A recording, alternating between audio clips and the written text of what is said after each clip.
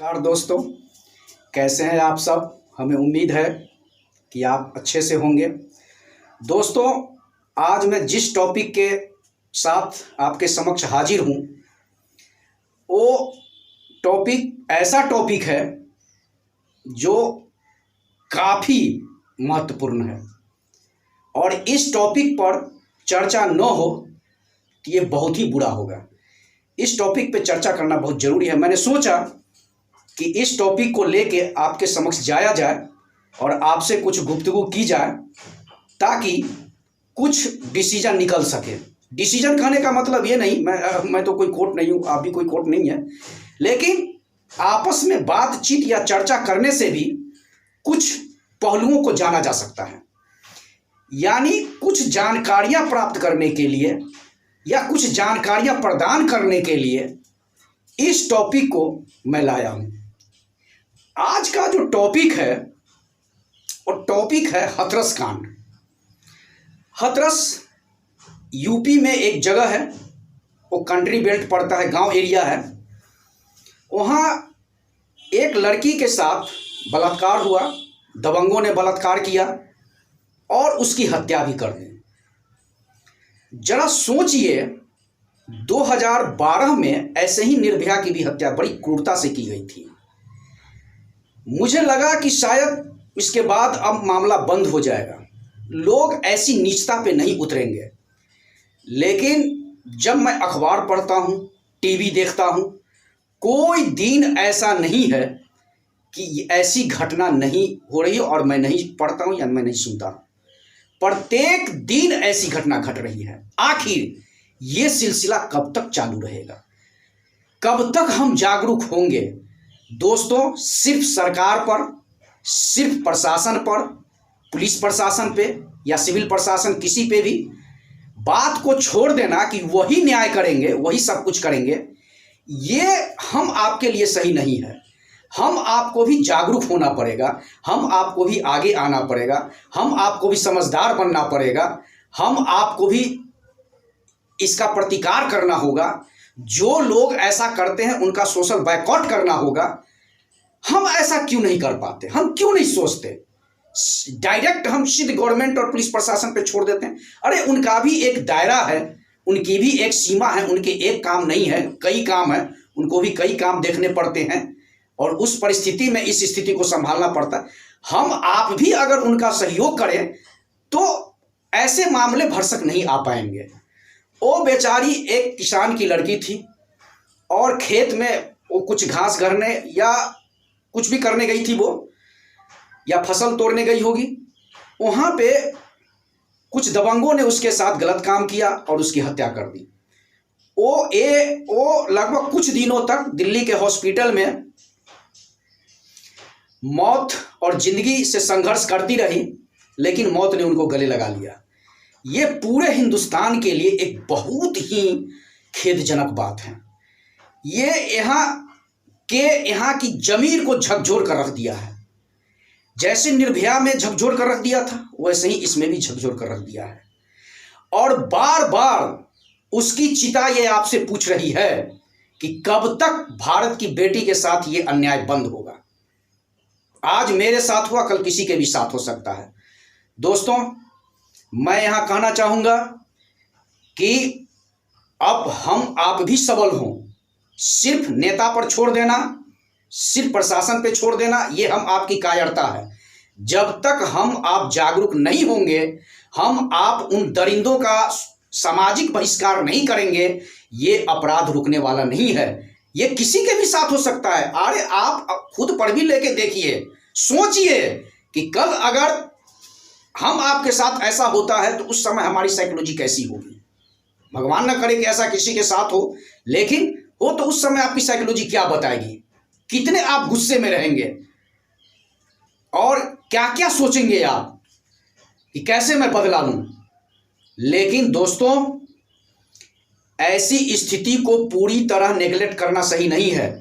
हम भरसक कोशिश करें कि ऐसा नहीं हो। हमें सबल होना पड़ेगा, हमें उठना पड़ेगा, हमें जागरूक होना पड़ेगा, दूसरों को भी जागरूक करना पड़ेगा, गांव गांव जाकर जागरूक करना पड़ेगा कि भाई अब ऐसा नहीं हो, आप लोग भी जागरूक होइए। कोई दरिंदा अगर ऐसा करता है तो उसे तुरंत फास्ट ट्रैक कोर्ट में देकर और उसका फैसला करवा दिया, उसको सजा दिलवाई जाए और कठोर से कठोर सजा दिलवाई जाए। यदि फांसी से भी कोई बड़ी सजा हो तो वो सजा दिलवाई जाए। ऐसा होना बहुत जरूरी है। जहां तक हाथरस का सवाल है, हाथरस में कुछ पुलिस वाले वहां पे चले गए और उनके घर पे पहरे बैठ गए। कई पत्रकार लोग गए, कई चैनल के पत्रकार गए, वहां पे पुलिस वालों से पूछा कि भाई आप ऐसा क्यों कर रहे हैं, आप वहां पे क्यों हैं? तो उन्होंने बताया कि नहीं, एसआईटी की जांच चल रही है। मामला जो भी हो, वो प्रशासन का मामला है, गवर्नमेंट का मामला है, वो जो भी हो उससे हमारा वास्ता नहीं है। वास्ता ये है और इस स्थिति से है कि हम इस स्थिति को आने ही क्यों दें, कि फिर ऐसी स्थिति पैदा नहीं हो। इसके लिए हमें अपने घर की महिलाओं को मजबूत करना होगा, उनकी शिक्षा को मजबूत करना होगा, उनके फिजिकल को मजबूत करना होगा, उनके मेंटल को मजबूत करना होगा।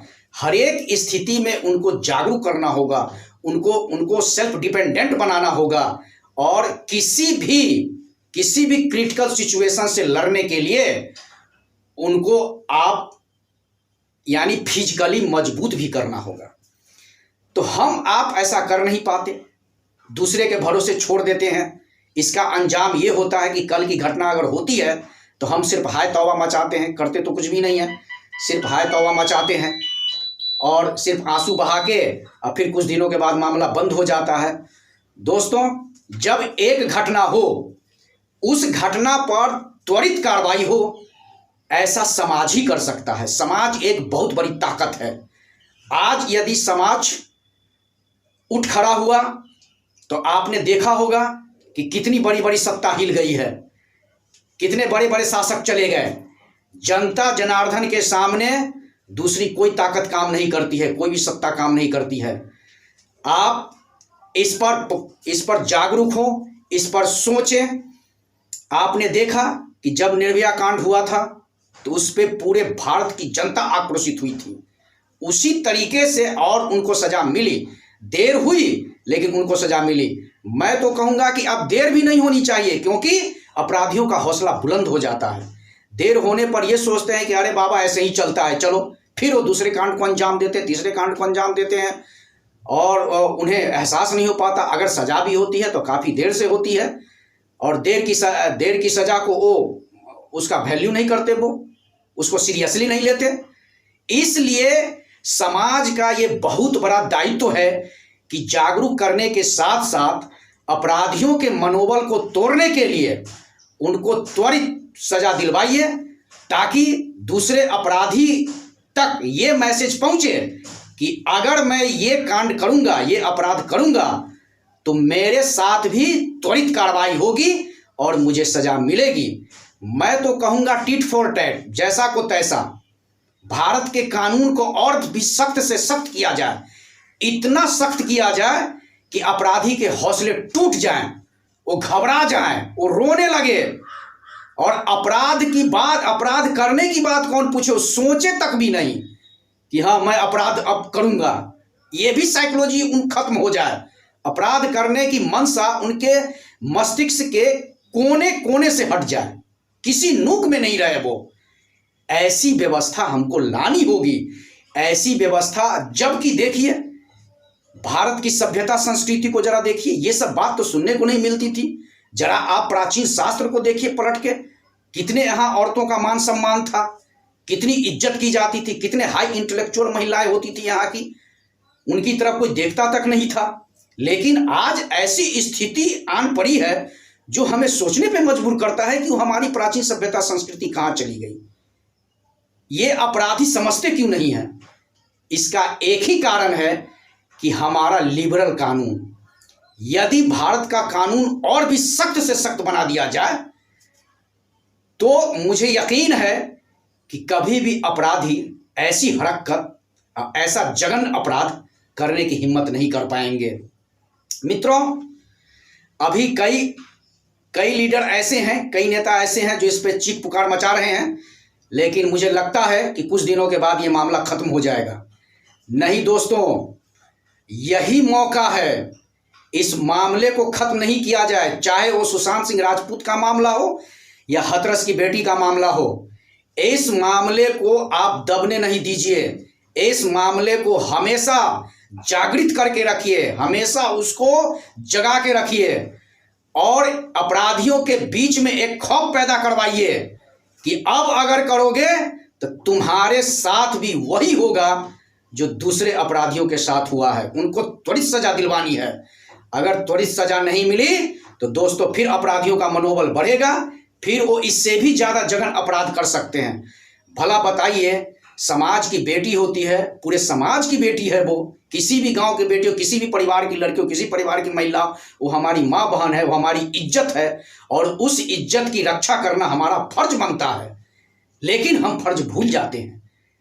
अरे उसी माँ ने हमें जन्म दिया है, उसी माँ ने हमें सिखाया है, उसी माँ ने हमें रास्ता दिखाया है, उसी माँ ने हमें पैदान पे पहुंचाया है और आज हम उसके साथ इतना बड़ा अन्याय करते हैं।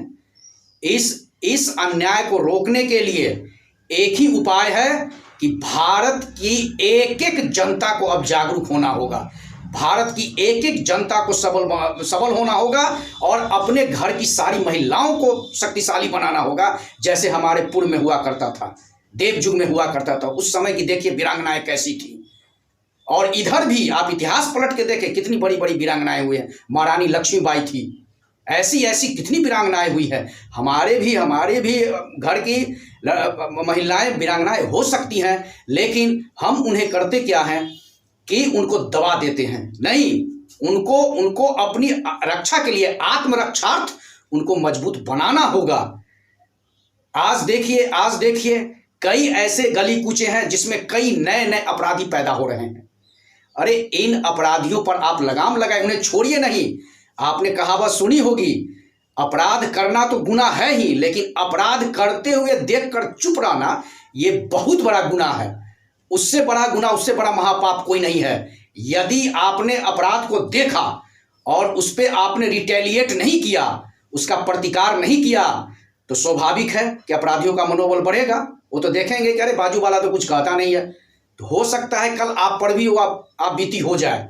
इसलिए उनके मनोबल, उनके हौसले को सदा के लिए तोड़ने हेतु आपको ये कदम उठाना होगा। भारत के एक एक नागरिक को इसके लिए तैयार रहना होगा और जितने भी माँ बहनें हैं, बेटियां हैं, उनकी रक्षा का हमें वचन देना होगा। हमें उनका दायित्व लेना होगा, जिम्मेवारी लेनी होगी और इस जिम्मेवारी से बचने की आप हरगिज कोशिश नहीं करें। ये एक बहुत बड़ी जिम्मेदारी है। भारत की एक एक जनता पर हाथरस कांड के बाद ये जिम्मेवारी आ गई है कि अब जागरूक हो। कब जागरूक? जैसे अंग्रेजों को भगाने के लिए हम कितने जागरूक थे, काफी जागरूक थे, और अंग्रेजों को 150 साल तक जो यहाँ बैठे थे और अपनी ताकत का इस्तेमाल कर रहे थे, वो देश को छोड़ना, अरे उनको जब मैंने भगा दिया तो ये भला क्या है। हम जागरूक नहीं हो पा रहे हैं, हम अपराध देखते हैं, चुप हो जाते हैं, आंख घुमा लेते हैं। ये हमारी सबसे बड़ी कमजोरी है। ये बहादुरी नहीं है, ये कायरता है। आप एक बार रिटेलिएट कीजिए, आप देखिए कि फिर दूसरी बार हिम्मत नहीं करेगा। अगर आपने रिटेलिएट किया तो कल हो सकता है दूसरा भी रिटेलिएट करेगा, परसों तीसरा भी रिटेलिएट करेगा। आप एक बार आगे बढ़ के तो देखिए। कई लोग हैं, मैं धन्यवाद देना चाहूंगा, कई ऐसे संगठन हैं जो इसके लिए आगे आए हैं, वो रिटेलिएट कर रहे हैं, वो सोशल बायकॉट भी कर रहे हैं अपराधियों का। मैं उनको सत नमन करता हूं कि उन्होंने ऐसा हिम्मत भरा कदम उठाया है।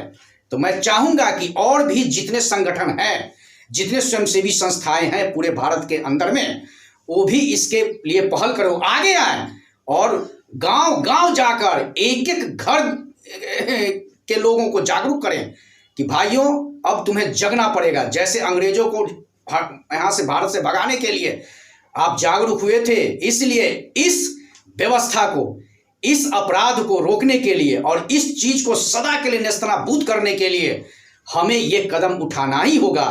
भाइयों, यदि समय रहते हम ये कदम नहीं उठाते तो ये हमारे लिए एक बहुत बड़ा गुनाह होगा और आने वाला समय कितना विकराल होगा, कितना ड्रीडफुल होगा, कितना खतरनाक होगा, वो हम आप सपने में भी नहीं सोच सकते हैं। यदि अपराधियों को सजा नहीं मिली तो दोस्तों याद रखिए, फिर दूसरे अपराधी भी वही करेंगे जो करके गए थे, और उससे भी बड़ा अपराध करेंगे वो, और फिर भी आप आँख घुमा के चला जाना वहां से। नहीं, ऑन द स्पॉट रिटेलिएशन होना चाहिए, ऑन द स्पॉट उसको सजा होनी चाहिए, चाहे वो कानून सजा दे या समाज सजा दे। यदि कानून सजा दे तो बेहतर है, लेकिन कानून को सख्त से सख्त बनाने पर हम आपको इस पर जोर देना चाहिए।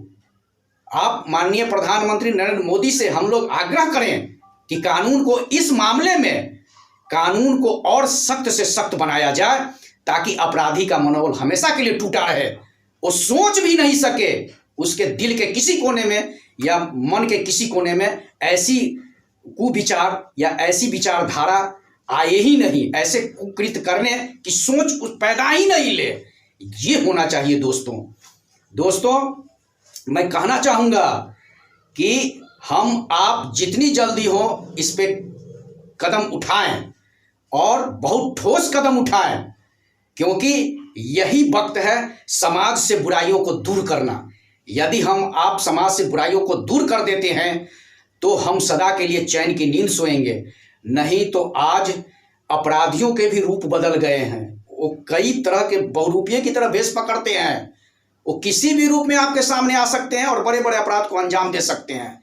इसलिए इन बहुरूपिये अपराधियों को पकड़ने के लिए, उनको पहचानने के लिए हमें दोस्तों जागरूक होना ही पर कॉन्शस होना ही पड़ेगा, चाहे हम जैसे भी हों। जो लोग कॉन्शस नहीं हो पा रहे हैं उन्हें भी आप कॉन्शस करने की कोशिश कीजिए। आप उन्हें बताइए कि नहीं, इस समाज की उस बुराई को दूर करना बहुत जरूरी है। यदि ये बुराई दूर नहीं हुई तो समाज एक ऐसे अंधेरे में जाएगा, फिर इसके बाद इसका भी नामो निशान मिट जाएगा। भारत एक ऐसा महान देश रहा है जिसका गुणगान तो पूरी दुनिया में होता है, और मैं धन्यवाद देना चाहूँगा कि हमारे माननीय प्रधानमंत्री जी ने भारत के गौरव को और बढ़ाया है, विश्व में हमारा नाम हुआ है। जिस भारत की चर्चा बंद हो गई थी, आज भारत की चर्चा पूरी दुनिया में फिर से हो रही है। भारत विदेश के या फॉरेन कंट्री के कई बड़े बड़े लीडर भारत का गुणगान कर रहे हैं। भारत एक बार फिर अपने पुराने गौरव की ओर जा रहा है। दोस्तों, जब हमारा भारत पुराने गौरव की ओर जा रहा है और हम इस तरह की घटना को अंजाम होते हुए देखते रहेंगे, तो क्या माननीय प्रधानमंत्री जी या भारत के 130 करोड़ जनता के ये उम्मीद पूरी हो सकेगी कि हमारा भारत भी अपने पुराने गौरव को पूरी तरह प्राप्त कर ले? जैसे महान था, सोने की चिड़िया कहलाता था, फिर वो सोने की चिड़िया बन जाए। दोस्तों, ऐसे में सोने की चिड़िया भारत नहीं बनेगा। हम लाख कोशिश कर लें लेकिन अपने गौरव को प्राप्त नहीं, जब तक कि समाज की इन बुराइयों को हम दूर नहीं करेंगे। ये हमारा भी फर्ज बनता है। ठीक है, कानून अपना काम करता है, सरकार अपना काम करती है, लेकिन हमारा भी तो कुछ दायित्व बनता है दोस्तों, या नहीं बनता है? जरा बताइए। समाज के लोगों का भी दायित्व बनता है कि हम सामाजिक स्तर पर भी इसकी निंदा करें, इसका कंडेम करें, इन बुराइयों को दूर करें, अपराधियों का सोशल बायकॉट करें। तब भारत की अपनी मंशा या भारत की जो उम्मीद है वो पूरी हो पाएगी, जो हमारी चाहत है वो पूरी हो पाएगी। आज भारत में क्या नहीं है, जरा सोचिए। माननीय प्रधानमंत्री के नेतृत्व में भारत ने आज क्या नहीं प्राप्त किया। खोए हुए सम्मान को प्राप्त किया। हमारा भारत का विकास दर काफ़ी आगे बढ़ा। इसके बाद हम सैन्य शक्ति में भी आगे बढ़े। कोई देश अब हमें चुनौती नहीं दे सकता है। जो एक छोटा देश हमें चुनौती दे दिया करता था, आज बड़े बड़े देश की भी हिम्मत नहीं हो पा रही है। जिस अमेरिका में भारत के लीडर की पूछ नहीं होती थी, आज वो अमेरिका के लोग खुद यहाँ आके भारत में यहाँ के लीडर की इज्जत करते हैं और उनका गुणगान करते हैं। विदेश की तो बात ही छोड़िए, वहाँ जाने के बाद तो काफ़ी इज्जत प्रतिष्ठा मिलती है। तो ऐसे भारत हमारा बढ़ रहा है, यानी विकास के रास्ते पे आगे बढ़ रहा है। और उस परिस्थिति में टाइम टू टाइम ऐसी घटना होगी तो फिर भारत का मान सम्मान कहाँ रहेगा? जरा बताइए। कैसे भारत अपने खोई हुई प्रतिष्ठा को प्राप्त करेगा? नहीं कर पाएगा वो। हमें इसके लिए बहुत ही सजग होना पड़ेगा। हमें अपने आप को शक्तिशाली बनाना होगा। आज मान लिया उस हथरस की बेटी की हत्या हो गई, न जाने उसके कितने अरमान होंगे। वो पढ़ाई करके IAS IPS बन सकते थे, वो देश की प्राइम मिनिस्टर भी बन सकती थी, कुछ भी बन सकती थी वो, लेकिन देखिए उनके तो सारे अनुमान धूमिल हो गए। इसलिए इस बुराई को दूर करना बहुत जरूरी है। भारत की छवि को पूरी दुनिया में आगे करना बहुत ही जो छवि अब बन रही है, ऐसी बात नहीं है। माननीय प्रधानमंत्री जी के नेतृत्व में हमारी बहुत ही अच्छी छवि बनी है। भारत की एक एक जनता की अब इज्जत कद्र हो रही है पूरी दुनिया में। और आप जानते हैं कि भारतीय लोग जहां भी जाते हैं अपनी टैलेंसी के बल पर ही आगे बढ़ते हैं, वो न कि किसी पैरवी के बल पर या किसी गॉडफादर के बल पर, वो अपनी टैलेंसी के बल पर आगे बढ़ते हैं, चाहे वो दुनिया के किसी कोने में हो। ऐसी स्थिति में जब हम इन घटनाओं को होते हुए देखते रहेंगे तो दोस्तों फिर भारत कहाँ जाएगा? फिर भारत पर विदेशी हमले हो जाएंगे और विदेशी लोग इसका फायदा उठा लेंगे। दोस्तों, विदेशियों की गिद्ध नजर भारत पे लगी है। भारत पे क्यों लगी है ये भी मैं बता देता हूं। भारत पर गिद्ध नजर इसलिए लगी है क्योंकि भारत की ज्योग्राफिकल कंडीशन इतनी अच्छी है कि पूरी दुनिया में ऐसी नहीं है। इसलिए वो चाहते हैं कि यदि भारत हमारे कब्जे में होगा तो मैं बहुत कुछ कर सकता हूं, हम बहुत कुछ कर सकते हैं, पूरी दुनिया कब्जे में होगी। इसलिए ज्योग्राफिकल कंडीशन के कारण ऐसा देखते, जैसे आज आपने देखा कि चीन की गिद्ध दृष्टि लगी है, विस्तारवादी नीति है उसकी। कभी हिमाचल प्रदेश को अपना बताता है, कभी लेह लद्दाख को बताता है, कभी तिब्बत को बताता है, कभी कश्मीर को बताता है। अभी हाल फिलहाल उसने कश्मीर के बारे में बोल दिया कि वहां भी मेरी जमीन है, लेह लद्दाख में बोल दिया मेरी जमीन है। अरे बाबा, एक टाइम में पूरी दुनिया भारत के अंदर में थी तो तुम्हारी जमीन आई कहां से? अरे अगर भारत ये बोले कि तुम मेरी जमीन वहां पे है तो ये क्षम बात है। अरे तूने मेरे अक्साई चीन जो है वो तो मेरा था, पाकिस्तान में जो POK तो भारत का है। खुद पाकिस्तान जब भारत के अंदर में था तो ओहो उसकी जमीन आई कहां से? कश्मीर उसका कैसे हो गया? अरे तुम तो खुद अंदर में थे, भारत के अंदर में थे और यहां से फूट के गए हो, विभाजन करके गए हो, तो तेरा कश्मीर कैसे हो गया? दोस्तों, ये सारे समझने की बात है। विदेशियों की अभी भी गिद्ध नजर लगी है और इन गिद्ध नजर को सदा के लिए समाप्त करना है, उनके मंसूबे को पूरे नहीं होने देना है। हमारे वीर सैनिक इसमें काफी सक्षम हैं, वो लोहा लेने के लिए हर वक्त तैयार हैं, वो पीछे हटने वाले नहीं हैं। चीन को भी अच्छी तरह समझ में आ गया, पाकिस्तान को भी अच्छी तरह समझ में आ गया है कि अब मैं भारत से लोहा नहीं ले सकता हूं, क्योंकि माननीय प्रधानमंत्री जी बैठे हैं दिल्ली में और उनके सामने में ये सब नौटंकी चलने वाली नहीं है। इसलिए चीन अब छलबाजी का यूज करता है, वो छल कपट का प्रयोग करता है। पाकिस्तान भी वही करता है, जो चीन सिखाता है पाकिस्तान को वही करता है वो। लेकिन किसी का मंसूबा पूरा भारत अब अच्छी तरह समझ गया है कि चीन क्या है, पाकिस्तान क्या है। कोई देश अब भारत का बाल बाका भी नहीं कर सकता है। ये तो हुई एक्सटर्नल अफेयर की बात, लेकिन इंटरनल अफेयर में अगर हम शांत रहेंगे तो भला फिर कैसे भारत महान बन सकेगा? कैसे ये सोने की चिड़िया फिर से बन सकेगा? दोस्तों, यदि भारत को सोने की चिड़िया बनाना है तो हमें हर पहलू पर विचार करना होगा, हर एक सेक्टर में साइकोलॉजी दौड़ानी होगी कि हम क्या करें कि भारत का मान सम्मान हमेशा के लिए बरकरार रहे। और जब भारत का मान सम्मान हमेशा के लिए बरकरार रहेगा तो हमारा भी मान सम्मान हमेशा के लिए बरकरार रहेगा, हम हमेशा विकास के रास्ते पे रहेंगे।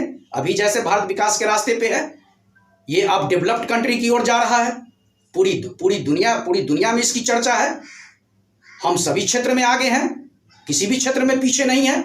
लेकिन यही जो एक दो घटना हो जाया करती है दोस्तों, इसलिए पूरी दुनिया में हमारी छवि थोड़ी देर के लिए धूमिल हो जाती है।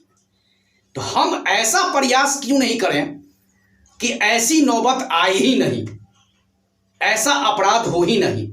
इसीलिए अपराधियों के मनोबल को सदा के लिए तोड़ देना है, चाहे वो सजा दिलवा के हो, चाहे उसका सोशल बायकॉट करके हो या किसी भी अन्य तरीके से हो, उसके मनोबल को सदा के लिए तोड़ के रखना है, ताकि हमारा भारत महान है, महान था और महान रहेगा और हर वक्त के लिए ये महान रहेगा। इसको कोई रोक नहीं सकता है।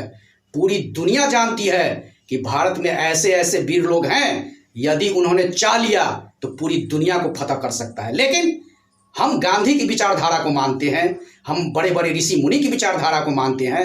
हमने कभी भी किसी देश पर कब्जा करने की कोशिश नहीं की है, कभी भी किसी देश को हथियाने की कोशिश नहीं की है। लेकिन मैं ये भी कहना चाहूँगा कि आज यदि भारत सोच ले कि मुझे पूरी दुनिया को फतह करना है तो इसे ज़्यादा वक्त नहीं लगेगा, क्योंकि यहाँ एक पर एक वीर है, एक पर एक सूरमा है। वो जान दे देंगे, वो गर्दन कटा सकते हैं, लेकिन उनकी हिम्मत कभी नहीं है, उनका हौसला कभी भी टूटने वाला नहीं है। उनकी गर्दन हमेशा अकड़ी हुई है और हमेशा अकड़ी रहेगी। वो गर्दन कटा सकते हैं लेकिन झुका नहीं सकते। ऐसे ऐसे वीर हमारे देश में हैं कि ये किसी भी देश को आसानी से फतह, लेकिन हमारी सोची वैसे नहीं, हमारा सिद्धांत ही कभी ऐसा नहीं रहा। अरे हमारा देश तो ऋषि मुनि का देश है, बड़े बड़े संतों का देश है। हम तो संतों के आदर्श को मान के चलते हैं। जो जो संत शास्त्र में लिख के गए हम तो उनका पालन करते हैं। तो भला हमें किसी देश के दूसरे क्या जरूरत? हमारा भारत खुद ही महान है, हमारे यहाँ खुद ही इतनी संपदा है कि हमें उनकी कोई जरूरत ही नहीं है। तो फिर हम किसी देश पर हमला क्यों करें? कभी ऐसी हमारी साइकोलॉजी नहीं रहे, कभी भी किसी की सोच नहीं रही है। हम तो विश्व बंधुत्व की बात करते हैं, हम सिर्फ एक सीमा बंधुत्व की बात नहीं करते, हम तो विश्व बंधुत्व की बात करते हैं। महात्मा गांधी ने तो विश्व बंधुत्व की बात की थी कि नहीं, पूरी दुनिया में भाईचारा होना चाहिए, पूरी दुनिया में फ्रेटर्निटी होनी चाहिए। हम तो इस साइकोलॉजी के आदमी हैं, हमारा भारत तो इस साइकोलॉजी को फॉलो करता है। तो भला हमें उसकी क्या ज़रूरत है? हमारे भारत में ही कई चीज़ें हैं, संपदाओं से भरा देश है ये, टैलेंसी से भरा देश है ये। यहाँ के आयुर्वेद तो पूरी दुनिया में लोग यूज करते हैं। यहाँ के शास्त्र की तो नकल करते हैं विदेशी यूरोपियन कंट्रीज के लोग। तो भला आप बताइए कि हमें वो करने की क्या ज़रूरत है? दोस्तों, थोड़ा मैं विषय से विषयांतर हो गया था। मैं कहना चाहूँगा कि ये जो रह रह कर कुछ छुटपुट घटनाएं हो जाती हैं, इन घटनाओं को रोकने के लिए हम आगे आएं, हम जागरूक हों, हम सचेत हों, हम कॉन्शस हों। अगर हम कॉन्शस नहीं होंगे, अगर हम जागरूक नहीं होंगे, तो आप समझ सकते हैं कि आने वाला समय कितना भयानक हो सकता है, अपराधी के मनोबल कितने ऊंचे हो सकते हैं, और वो कब क्या कर बैठेंगे कोई नहीं बता सकता। इसीलिए इन अपराधियों का आप सोशल बायकॉट कीजिए, उन्हें सदा के लिए समाज से हटा दीजिए, उनको कानून से आरजू विनती करके त्वरित सजा दिलवाइए, ताकि फिर ऐसी कोई घटना नहीं हो, दूसरे अपराधी उनकी सजा को देखकर ऐसी घटना वो नहीं कर सकें।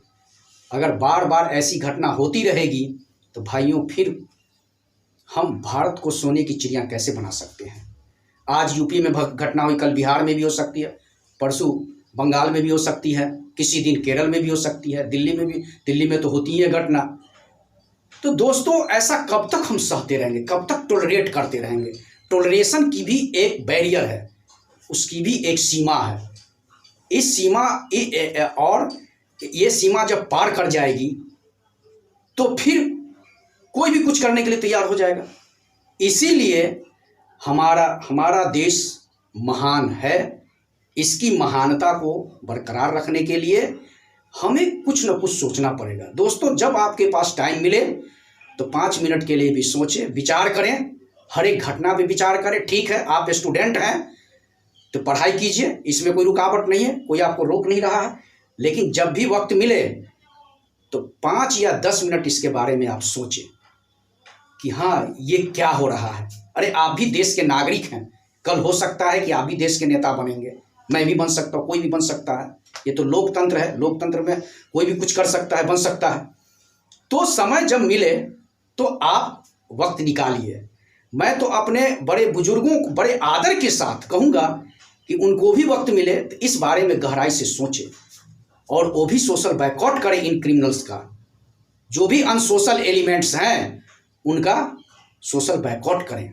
मैं समाज के हर तबके को ये कहना चाहूँगा कि जब भी उनको वक्त मिले, चाहे वो सोने का वक्त हो, बैठने का वक्त हो, जब भी फुर्सत में आए तो जरा हर एक कांड पे विचार कर ले। क्योंकि अब तो इलेक्ट्रॉनिक मीडिया है, हर एक के घर में मोबाइल है, हर एक के घर में टीवी है, हर एक के घर में न्यूज़पेपर्स आते हैं। तो उस पर वो देखते होंगे, सुनते होंगे, जानकारी तो उन्हें ऑटोमेटिक मिल जाती होगी। तो जरा विचार कीजिए, बैठने से काम नहीं चलेगा। यही बैठना और किसी भी घटना को होते हुए देखते रहना, ये हमारे भारत की एक बहुत बड़ी कमजोरी बन गई है। आपने इसको मजबूरी समझ लिया, मजबूरी नहीं, ये एक कमजोरी है और इस कमजोरी को सदा के लिए मिटाना निहायत जरूरी है, यानी ये वाइटल है। अगर इस कमजोरी को आपने समय रहते नहीं हटाया तो हो सकता है कि फिर जो हमारा लक्ष्य है, भारत को सोने की चिड़िया बनाने का लक्ष्य है, वो हम लक्ष्य कभी पूरा नहीं कर पाएंगे। दोस्तों, बड़ा दुख है। मैं तो भगवान से प्रार्थना करूंगा कि हमारी उस भारत की बेटी को शांति मिले, उधर दिशा सालियान को भी भगवान आत्मा की शांति दे और उनको न्याय दिलाए, उनको भी न्याय दिलाए, उनको भी न्याय, इंसाफ दोनों को मिले, क्योंकि दोनों हमारी भारत की बेटी थी और बेटी का सम्मान सभी से बढ़कर है, सभी से उसको सबसे ऊंचा ओहदा मिलता है समाज और घरों में, इसलिए उनको इंसाफ मिले। मैं चाहूँगा कि जितने भी भारत की 130 करोड़ जनता है, भगवान से प्रार्थना करें कि जो भी एजेंसी जांच कर रही है वो एजेंसी त्वरित कार्रवाई करते हुए उनको इंसाफ दिला दे। बस यही हमारी मांग है, भारत की जनता की मांग है, और आप लोग भी ऐसा करने की कोशिश करें ताकि किसी को इंसाफ मिले। अरे लोगों के क्या क्या अरमान होते हैं, क्या क्या करना चाहते हैं वो, लेकिन उनके सारे अरमान पर पानी फिर जाते हैं। अरे भारत की बेटी क्या क्या नहीं कर सकती है, देखिए हर एक क्षेत्र में काफ़ी आगे है। इंदिरा गांधी का नाम आपने सुना ही होगा, सुषमा स्वराज का नाम आपने सुना ही होगा। कई ऐसी ग्रेट पर्सनालिटीज लेडी हुई हैं जिन्होंने समाज को बदल डाला है, समाज को एक नया रूप दिया है, एक नया मैसेज भेजा है कि हाँ, भारत की बेटी को कमज़ोर मत समझो, वो भी बहुत कुछ कर सकती हैं। इसीलिए दोस्तों, भारत की बेटी को सशक्त बनाना बहुत ही जरूरी है। दोस्तों, इसके लिए हम आपको आगे आना होगा, समाज को आगे आना होगा, बड़े बुजुर्गों के आना होगा, युवा को आगे आना होगा। अगर युवा आगे आते हैं तो हमारा काम बहुत ही आसानी से हो जाएगा, बहुत आसान हो जाएगा वो, कि हम किसी भी लक्ष्य को प्राप्त कर लेंगे। इसीलिए युवा का संगठित होना बहुत ही जरूरी है। और अब इसके बाद कहीं भी किसी तरह की कोई कांड नहीं हो, किसी बेटी की इज्जत नहीं हो, किसी के साथ बलात्कार नहीं हो, किसी के मान सम्मान पर चोट नहीं पहुंचे, किसी की छवि धूमिल नहीं हो। इसके लिए आइए हम लोग कसम खाएं, और ये कसम खाएं कि फिर अब हम ऐसा नहीं होने देंगे। यदि ऐसा हुआ तो जो इस घटना को अंजाम देंगे उनका हम लोग पूरी तरह सोशल बाइकआउट कर देंगे। दोस्तों, ठीक है, तो चलिए आज का टॉपिक मैं समाप्त करता हूं। फिर मैं नया वीडियो लेकर आऊँगा और उसमें फिर किसी नए टॉपिक पर चर्चा करूँगा। तब तक के लिए दोस्तों हमें इजाज़त दीजिए। बहुत बहुत धन्यवाद। जय हिंद।